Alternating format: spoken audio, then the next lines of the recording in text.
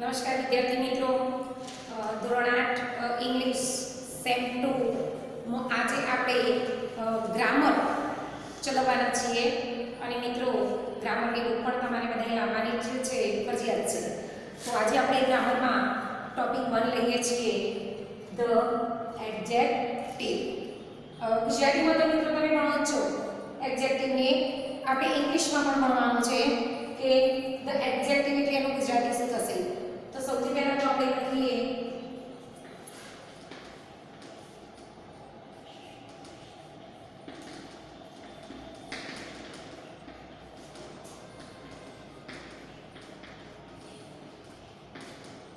The adjective એટલે વિશેષણ. કોને કહીશું આપણે? વિશેષણ કોને કહીશું? તો કોઈ પણ સંજ્ઞાવાચક નામ કે સામાન્ય નામની પહેલા મુકાતો ગુણવર્ણ શબ્દ. આપણે મિત્રો વિશેષણની વ્યાખ્યા જોઈએ છીએ કે વિશેષણ એટલે શું? તો સંજ્ઞાવાચક નામ કે સામાન્ય નામની પહેલા મુકાતો ગુણવર્ણ શબ્દ. અને બીજી રીતે કહીએ આપણે તો નામના અર્થમાં વધારો કરતો શબ્દ. કોઈ એમ કે ભાઈ આ સુનિલ છે, તો એ એનું નામ જ છે, એમાં આપણે જોઈએ તો કોઈ વધારો નથી થતો. પણ આપણે એમ કહીએ કે ભાઈ સુનિલ, આ સુનિલ છે, સુનિલ હોશિયાર છે, તો હોશિયાર એટલે સુનિલનું જે નામ છે એની આગળ આપણે એક ગુણવર્ણ શબ્દ લગાવી દીધો. એની આગળ આપણે એક ગુણવર્ણ શબ્દ લગાવી દીધો કે હોશિયાર છે, તો હોશિયાર એનો ગુણ બતાવે છે. તો નામના અર્થમાં વધારો કરતો શબ્દ. હવે આ ક્યાં વપરાય છે? તો જુઓ, આ જે ગુણવર્ણના શબ્દો છે એ જે તે નામના રંગ, કદ અને આકાર. રંગ, કદ, આકાર, આ શબ્દોમાં રંગ, કદ, આકાર વગેરે આવે. અને આ શબ્દો પરસ્પર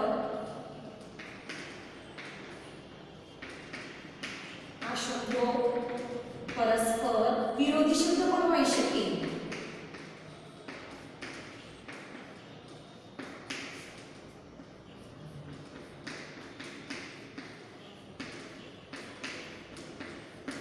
એટલે કે આપણને એવું સમજાવે છે કે આ શબ્દમાં રંગ, કદ, આકાર વગેરે પણ આવી શકે અને આ શબ્દો પરસ્પર વિરોધી શબ્દો પણ આવી શકે છે.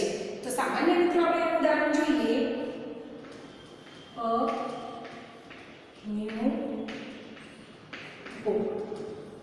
A new book. આ પુસ્તક એ નામ છે, પુસ્તક એ નામ છે. અને નામની આગળ આપણે જે ન્યુ શબ્દ મૂક્યો છે એ આ પુસ્તકનું શું કરે છે? ગુણવર્ણન. એ આ પુસ્તકનું ગુણવર્ણન કરે છે કે a new book. પુસ્તક તો છે, પણ કેવું પુસ્તક? તો નવું પુસ્તક. તો નવું જે શબ્દ છે એ પુસ્તકના નામમાં એક ગુણ વધારી દે છે. એના પછી આપણે લખીએ an old book. તો જુઓ, an old book. તો આ old એ ગુણવર્ણન શબ્દ છે અને book એ નામ છે. તો પુસ્તક તો છે, પણ કેવું પુસ્તક છે? તો જૂનું પુસ્તક છે. એન ઓલ્ડ એટલે એક જૂનું પુસ્તક. તો અહીંયા મિત્રો આપણે ઉદાહરણમાં સમજીએ છીએ કે નામના આગળ જે ગુણવર્ણન કરતા શબ્દો છે એ કેવી રીતે આવે છે. ન્યૂ અને ઓલ્ડ બંને વિરોધી શબ્દો છે. ન્યૂ એટલે નવું અને ઓલ્ડ એટલે જૂનું પણ થાય અને ઓલ્ડ એટલે ઘરનું પણ થાય. એના પછી જોઈએ આપણે a fat man.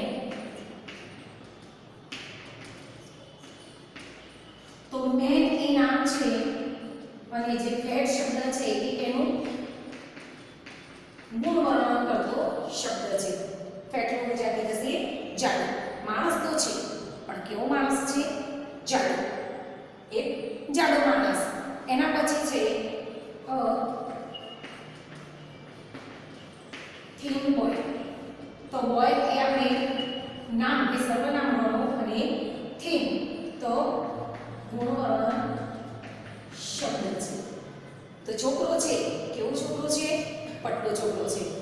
તો તમે આ ચાર ઉદાહરણો પરથી એટલું તો સમજ્યા કે નામની પહેલા જે શબ્દ મુકાય છે એ ગુણવર્ણ શબ્દ મુકાય છે અને એ જે ગુણવર્ણ આપણે નામનું કહીએ છીએ એની આપણે વિશેષણ કહીએ છીએ. મિત્રો જો શક્ય હોય તો મેં જે બોર્ડમાં લખ્યું છે એ તમે પણ તમારી નોટમાં લખતા જજો તો સાથે સાથે તમારી પણ સરસ રીતે નોટમાં લખાતું જશે. હવે આપણે થોડા વધુ ઉદાહરણો જોઈએ.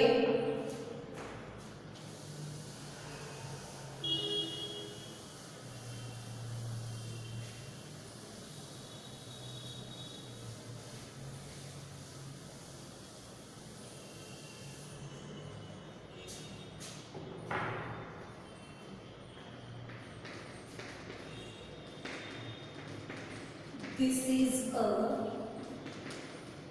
big room. This is a big room. Room એ નામ છે અને big એ ગુણવર્ણન કરતો શબ્દ છે. આ મોટો રૂમ છે. જો આનું સાદું વાક્ય એવું હોય કે this is a room તો ક્યાંય આમાં વિશેષણ નથી. this is a room તો એમાં વિશેષણ નથી પણ આપણે એવું બોલીએ કે this is a big room. આ રૂમ મોટો છે. બરાબર? આ મોટો રૂમ છે અથવા તો આ રૂમ મોટો છે. તો મોટો જે શબ્દ આપણે અહીંયા લખ્યો છે એ નામના અર્થમાં વધારો કરે છે. એટલે કે રૂમ માટે એક ગુણવર્ણન શબ્દ છે અને બીગની પહેલા મિત્રો આપણે આર્ટિકલ એ પણ મૂક્યો છે. એટલે કે અહીંયા આપણે વિશેષણ ક્યાં આપ્યું છે? નામની પહેલા. વિશેષણ નામની પહેલા વાપરીએ તો આર્ટિકલ એ કે એનો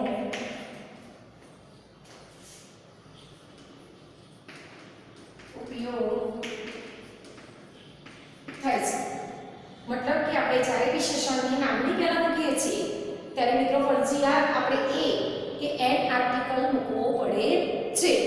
નામની પહેલા પણ વિશેષણ આવે છે અને પછી આપણે જોઈએ કે નામની પાછળ જ્યારે વિશેષણ આવે છે ત્યારે આર્ટિકલનો ઉપયોગ થતો નથી. એ આપણે પછી જોઈએ છીએ. અત્યારે આપણે નામની પહેલા આવતા વિશેષણ જોઈએ છીએ. હવે આપણે બીજું ઉદાહરણ જોઈએ.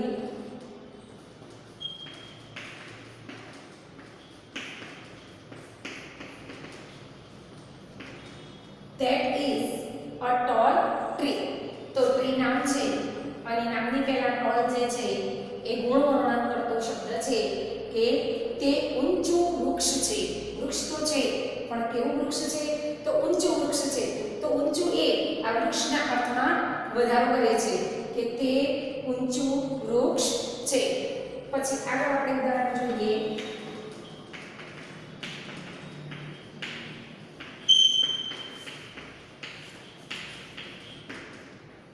This is a red flower. Flower એટલે ફૂલ અને રેડ તો ફ્લાવર અહીંયા આપણે નામના અર્થમાં લીધું છે અને રેડ એ ગુણવર્ણન કરતો શબ્દ છે એટલે વિશેષણ છે. ગુણવર્ણન કરતો શબ્દ એટલે વિશેષણ. તો આ લાલ રંગનું ફૂલ છે અથવા તો આ ફૂલ લાલ છે. આ ફૂલ લાલ છે. તો જો મિત્રો કે નામની પહેલા જ્યારે આપણે વિશેષણ વાપરીએ છીએ ત્યારે આપણે આર્ટિકલ એ કે એન વાપરીએ છીએ. આપણે એન વાળું પણ વાક્ય જોઈએ. That is an old house. That is an old house. પેલું જૂનું ઘર છે. હાઉસ એ નામ છે અને ઓલ્ડ એ એનું ગુણવર્ણન કરતો શબ્દ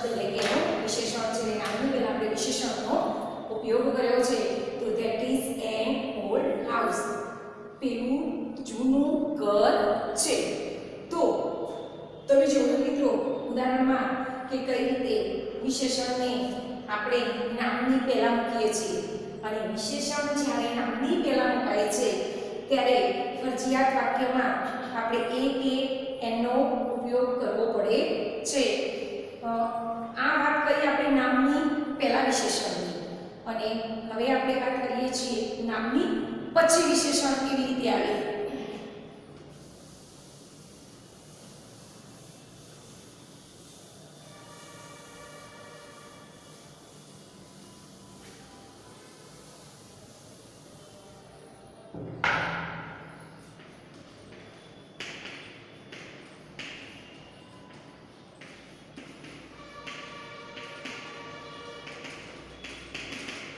નામની પછી વિશેષણ તો ઉપરના જે આપણે ઉદાહરણ અગાઉ લીધા હતા એ જ ઉદાહરણ જો આપણે લઈએ તો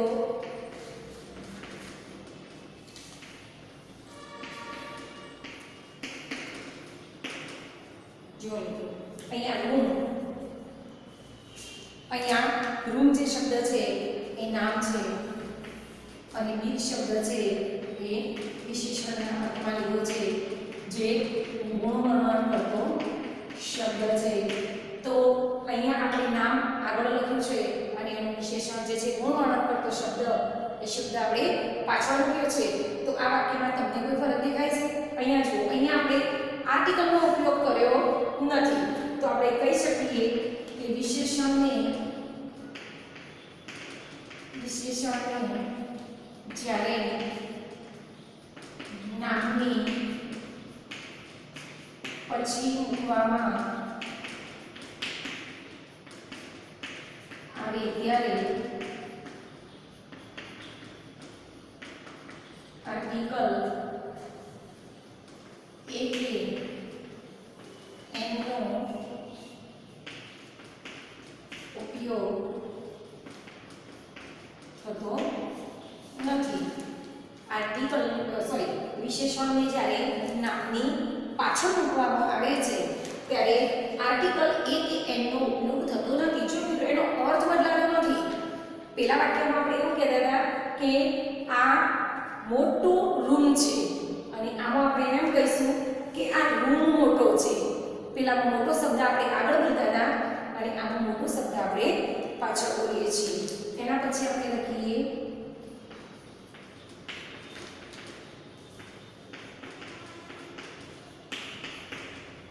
That tree is tall. તે વૃક્ષ ઊંચું છે. તો વૃક્ષ એ નામ છે અને tall એ વિશેષણ છે. તો અહીંયા પણ આપણે નામની પાછળ વિશેષણનો ઉપયોગ કર્યો છે. એના પછી લઈએ આપણે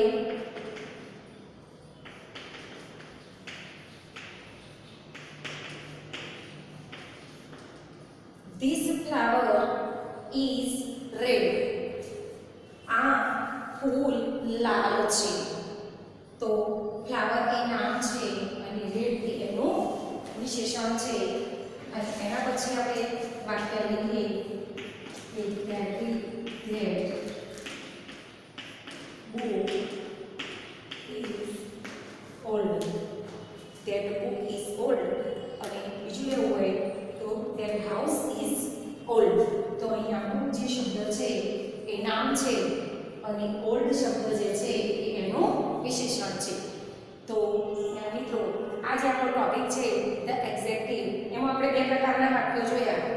એમાં પહેલો જે પ્રકાર છે કે નામની પહેલા વિશેષણ, એટલે કે નામની પહેલા જ્યારે આપણે વિશેષણ મૂકીએ છીએ ત્યારે આપણે આર્ટિકલ એ કે એનો ઉપયોગ ફરજિયાત કરીએ છીએ. અને જ્યારે આપણે વિશેષણને નામની પછી મૂકીએ છીએ ત્યારે આપણે આર્ટિકલ એ કે એનો ઉપયોગ કરતા નથી. બંને વાક્યોનો અર્થ એક જ છે. એનું જ્યારે તમે ગુજરાતી કરશો ત્યારે સરખું જ થશે. જ્યારે તમે એનું ગુજરાતી કરશો ત્યારે સરખું થશે. એનો કોઈ અર્થ બદલાતો નથી. હવે કેટલાક વિરોધી શબ્દો આપણે જોઈએ જે આપણે વિશેષણમાં ઉપયોગમાં લેવાના છે એક્સરસાઇઝમાં. તો આપણે જોઈએ કેટલાક વિરોધી શબ્દો.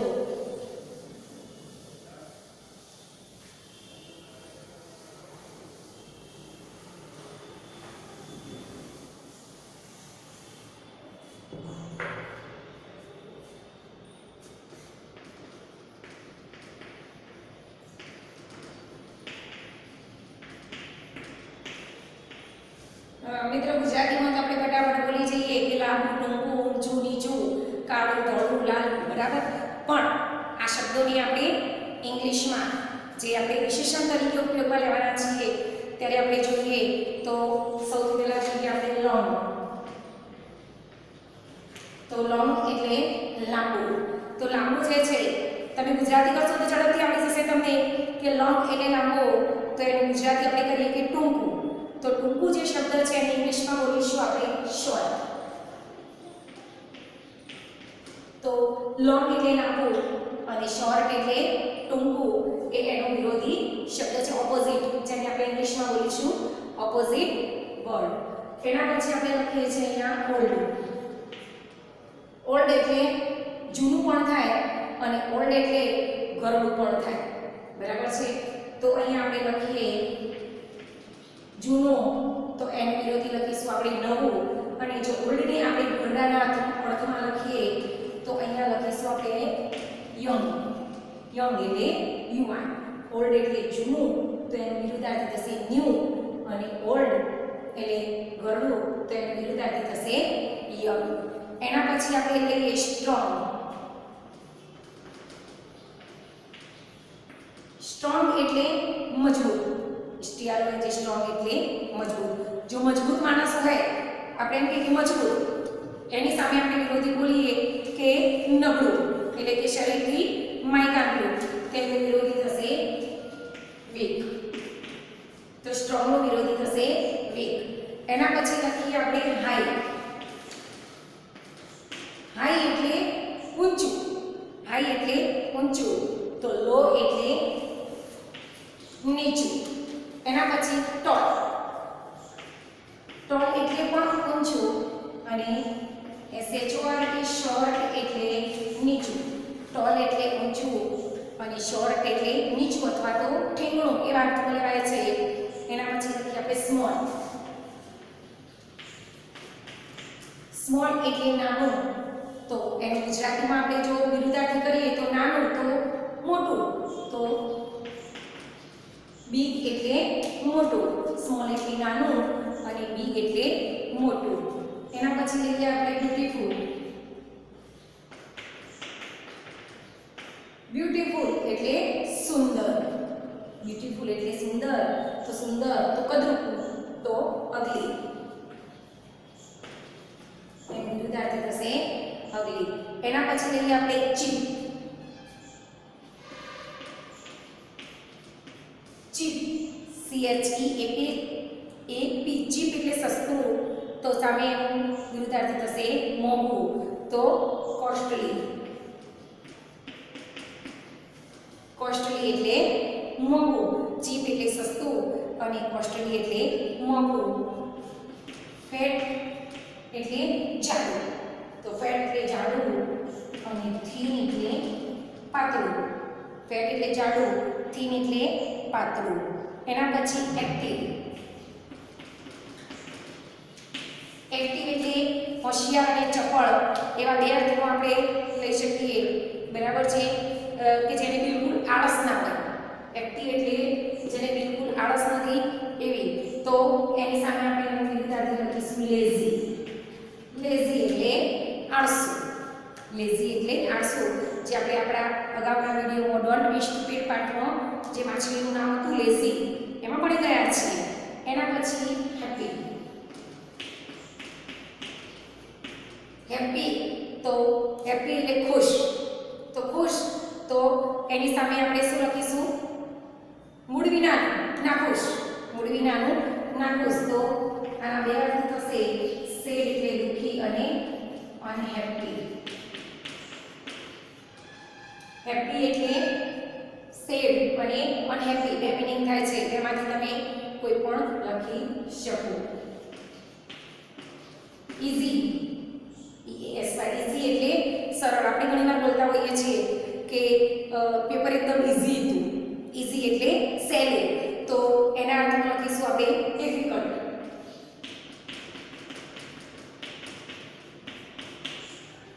ઈઝી એટલે સહેલું અને ડિફિકલ્ટ એટલે મુશ્કેલ અથવા તો અઘરું. એના પછીનો વર્ડ જે છે એ બ્રાઇટ. બ્રાઇટ એટલે તેજસ્વી, બ્રાઇટ એટલે તેજસ્વી. તો ઝાંખું ડલ, ડલ એટલે ઝાંખું, બ્રાઇટ એટલે તેજસ્વી, ડલ એટલે ઝાંખું. એના પછીનો વર્ષ લઈશું આપણે હોટ. હોટ એટલે ગરમ અને કોલ્ડ એટલે ઠંડુ. હોટ એટલે ગરમ, કોલ્ડ એટલે ઠંડુ. એના પછીનો વર્ડ લઈશું આપણે ક્રુઅલ. ક્રુઅલ એટલે ઘાતકી. એના સામે આપણે લખીશું કાઇન્ડ. કાઇન્ડ એટલે માયાળુ અથવા દયાળુ. ક્રુઅલ એટલે ઘાતકી અને કાઇન્ડ એટલે માયાળુ અથવા દયાળુ. બીજા શબ્દો પણ હજી આપણે જોઈએ છીએ.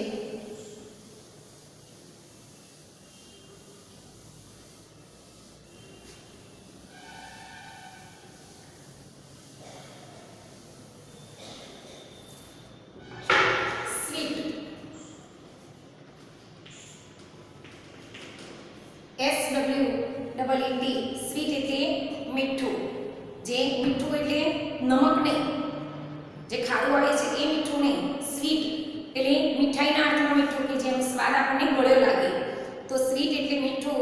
તો બીટર એટલે કડવું, BITTER બીટર એટલે કડવું. એના પછીના અર્થમાં લઈએ આપણે વાઇડ. વાઇડ એટલે વિશાળ અથવા પહોળું અને એના અર્થમાં આપણે એનો જો વિરુદ્ધાર્થ લખીએ તો એને ડબલ આરો લખ્યું. નેરો એટલે સાંકડું. વાઇડ એટલે પહોળું અને નેરો એટલે સાંકડું. એના પછી છે કેરફુલ.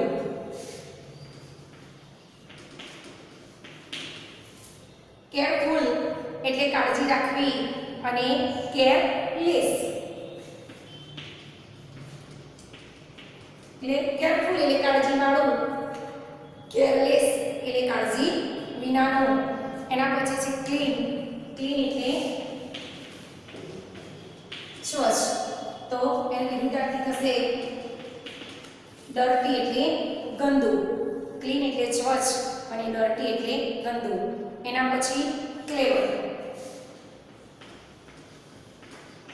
ક્લેવર એટલે હોશિયાર અને હોશિયારનો સામે આપણે વિરુદ્ધાર્થી લખીએ તો ડલ, મૂર્ખ.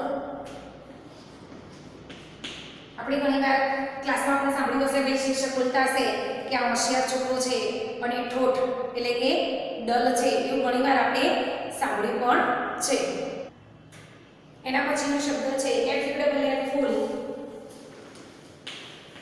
મિત્રો ફૂલ એટલે ભરેલું. આપણે નહીં તો ફૂલ નાસ્તાનો ડબ્બો ફૂલ ભરેલો છે, વોટરમેલન ફૂલ ભરેલી છે. તો ફૂલ એટલે ભરેલું. તો એમ્પ્ટી. એમ્પ્ટી એટલે ખાલી કે જેમાં બિલકુલ કશું છે નહીં. એના પછી છે ડ્રાય. ડ્રાય એટલે સૂકું. આપણે યુનિટ 1 માં ભણ્યા હતા ડ્રાય. ડ્રાય તો ડ્રાય એટલે સૂકો મેવો, બરાબર. આપણે ડ્રાય શબ્દ યુનિટ 1 માં આવી ગયો છે ડ્રાય. તો એનું વિરુદ્ધાર્થી થશે વેટ એટલે ભીનું. ડ્રાય તો વેટ એટલે ભીનું. એના પછી આપણે લઈએ ટ્રુ.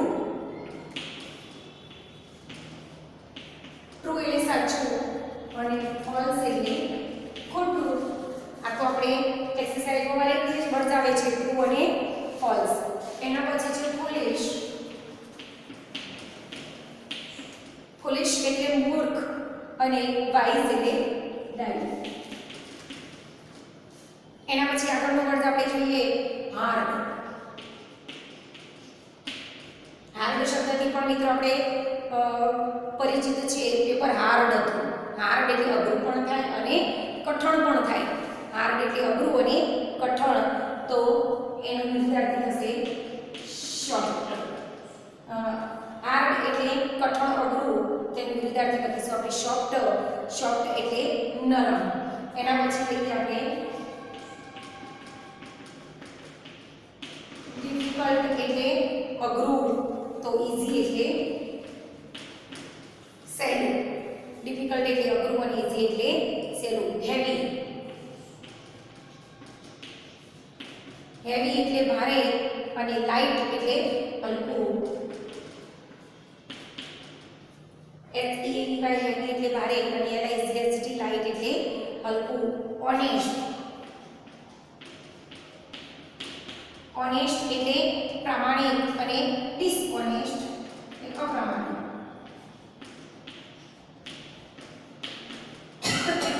ડિસઓનેસ્ટ એટલે અપ્રામાણિક. રીચ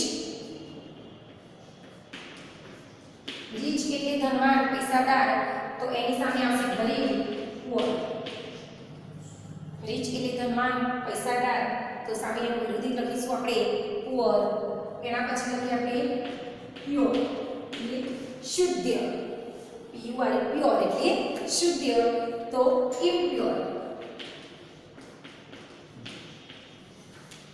ઇમ્પ્યોર એટલે અશુદ્ધ.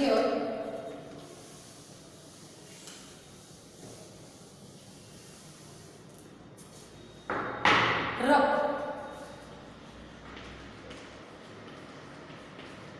આપણે ઘણીવાર બોલતા હોઈએ છીએ કે આ રફ રસ્તો છે, આ રફ ભેજ છે, આ રફ નોટ છે, બરાબર. તો રફ એટલે આના હાથમાં લીધું છે ખરબચડું, તો એનો વિરુદ્ધાર્થી થશે સ્મૂથ. રફ તો સ્મૂથ. રિયલ એટલે વાસ્તવિક. ઘણીવાર આપણે કહીએ છીએ કે ખરેખર આ વાસ્તવિક છે, રિયલ. અને આર્ટિફિશિયલ.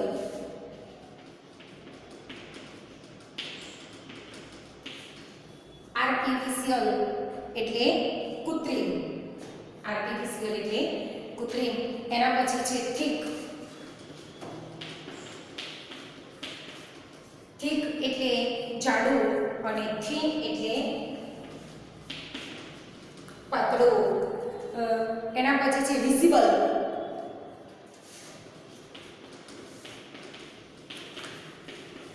તો વિઝિબલ દેખીતું અને ઇનવિઝિબલ એટલે અનદેખીતું. ઇનવિઝિબલ એટલે અદ્રશ્ય થઈ જવું એને. અને ફાસ્ટ એટલે ઝડપી. ફાસ્ટ એટલે ઝડપી અને સ્લો એટલે ધીમું. એના સિવાય આપણે લખીએ તો વ્હાઈટ એટલે ધોળું અને બ્લેક એટલે કાળું. વ્હાઈટ એટલે ધોળું અને બ્લેક એટલે કાળું. તો મિત્રો ઘણા બધા વિરોધી શબ્દો આપણે જોયા છે. લગભગ 25, 30 કે 40 જેવા વિરોધી શબ્દો આપણે બોર્ડમાં લખી એના અર્થ સમજી અને જોયા છે. હવે આ જ વિરોધી શબ્દો તમારે વિશેષણમાં વપરાય છે, એની એક્સરસાઇઝમાં પણ વપરાય છે. તો આજનો ટોપિક આપણે ભણ્યા ધ એક્ઝેક્ટિવ વિશેષણ. એમાં આપણે નામની પહેલા વિશેષણ અને નામની પછી વિશેષણ. જો નામની પહેલા આપણે વિશેષણમાં મૂકીએ છીએ તો આપણે આર્ટિકલ એ કે એનો ઉપયોગ કરીએ છીએ, અને નામની પછી જો વિશેષણ આપણે મૂકીએ છીએ તો એ કે એનો આપણે ઉપયોગ એ કે એન આર્ટિકલનો આપણે ઉપયોગ કરતા નથી. અને વિશેષણ કોને કહે છે એની વ્યાખ્યા પણ આપણે સારી રીતે સમજ્યા છીએ. હવે પછીના વિડીયોમાં મિત્રો આપણે આ જ ટોપિક જે છે ધ એક્ઝેક્ટિવ એની એક્સરસાઇઝ સોલ્વ કરીશું. Thank you.